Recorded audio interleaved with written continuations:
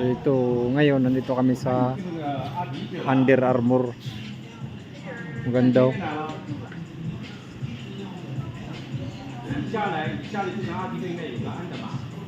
Naka-sale siya. Dating 699, ngayon 299 na lang.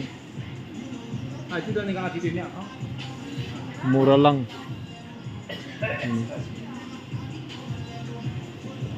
Ganda pa ng mga ano.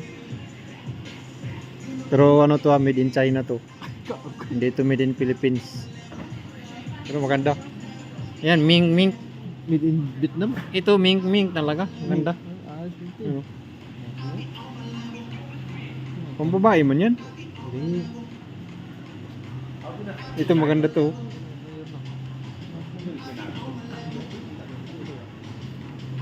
Under Armour ba?